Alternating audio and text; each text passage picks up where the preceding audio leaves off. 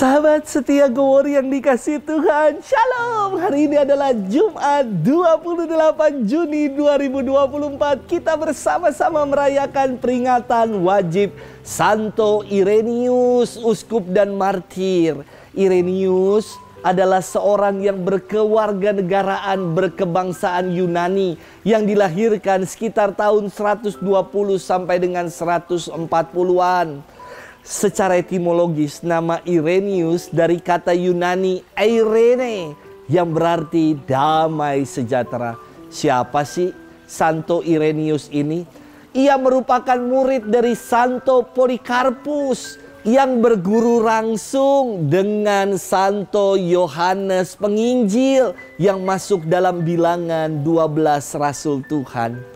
Setelah Irenaeus ditabiskan, ia diutus ke Lyon, Prancis, dan kemudian ia diangkat menjadi uskup di sana. Pada waktu itu, Prancis dihantui oleh maraknya ajaran Gnostisisme. Ajaran ini mengajarkan bahwa dunia fana dan jahat, dan Allah berada nun jauh di sana, tidak ada hubungannya dengan dunia yang jahat ini. Dan untuk dapat selamat, para pengikut Gnostis harus mempelajari ajaran-ajaran rahasia. Uskup Irenaeus dalam bukunya yang berjudul Melawan Ajaran Sesat membongkar kesesatan dari ajaran Gnostis ini.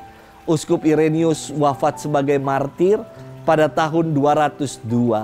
Hari ini kita akan bersama-sama merenungkan firman Tuhan yang diambil dari Injil Matius 8 ayat 1 sampai dengan 4. Kita siapkan hati kita.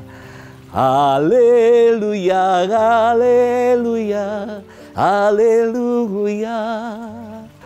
Yesus memikul kelemahan kita dan menanggung penyakit kita. Haleluya, haleluya, haleluya. Tuhan bersamamu dan bersama rohmu. Inilah Injil suci menurut Matius, dimuliakanlah Tuhan. Setelah Yesus turun dari bukit, banyak orang berbondong-bondong mengikuti dia. Maka datanglah kepadanya seorang yang sakit kusta. Ia sujud menyembah Yesus dan berkata, "Tuan, jika Tuan mau, Tuan dapat mentahirkan aku." Yesus lalu mengulurkan tangannya, menjamah orang itu dan berkata, "Aku mau, jadilah engkau tahir." Seketika itu juga tahirlah orang itu dari kustanya.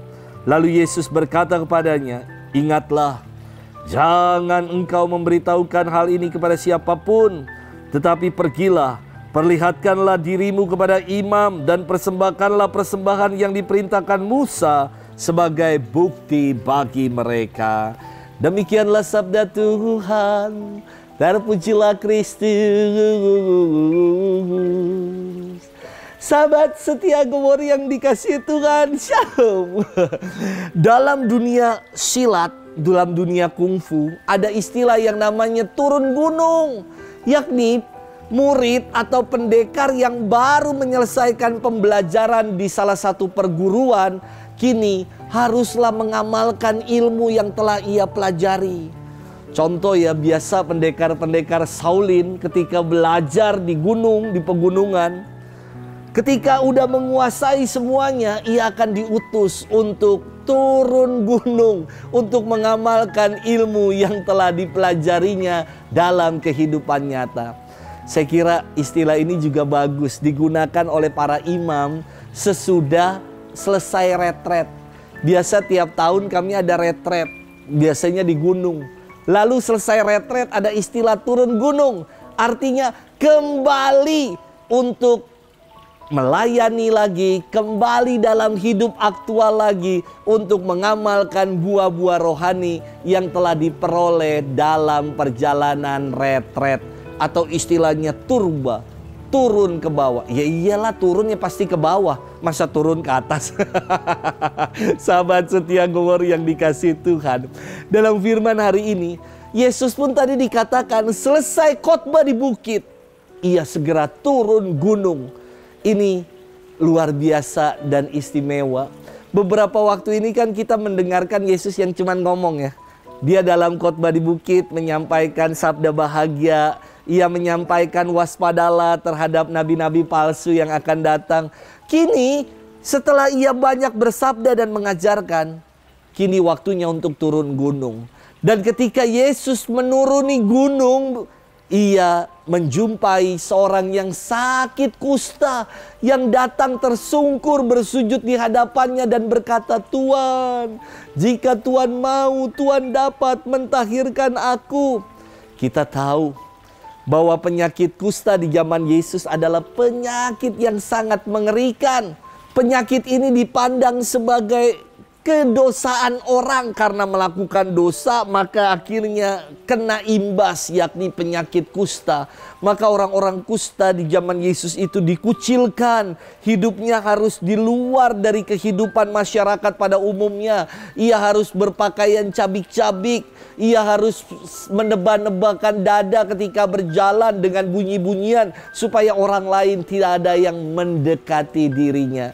Kasihan sekali nasib si orang kusta ini. Di tengah kemalangan dan pergumulan hidup yang begitu berat yang dialami oleh si kusta ini, mari kita lihat apa yang dikatakan oleh si kusta. Dia mengatakan, "Tuhan, kalau Engkau mau, Engkau dapat mentahirkan aku." Si kusta tidak memaksakan kehendak dirinya, tetapi dia mau berserah sepenuhnya kepada Yesus. "Kalau Engkau mau Tuhan, pasti Engkau dapat mentahirkan aku."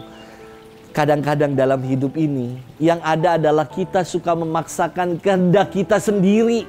Bukan kita mau menunaikan kehendak Tuhan, tetapi kita memaksakan kehendak kita lah yang supaya terjadi, bukan kehendak Tuhan yang harus terjadi.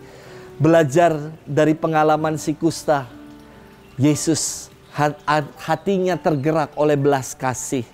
Maka ia menjamah, mengulurkan tangannya, menjamah si kusta itu dan mengatakan, "Aku mau, jadilah engkau sembuh."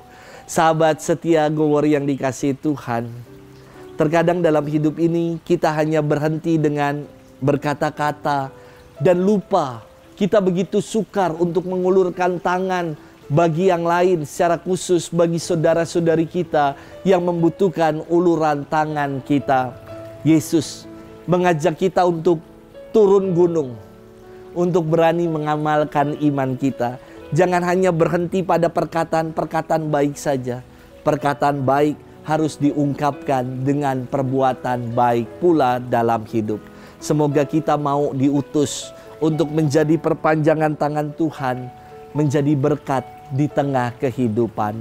Selamat bermenuh dan Tuhan memberkati kita selalu dalam nama Bapa dan Putra dan Roh Kudus. Amin.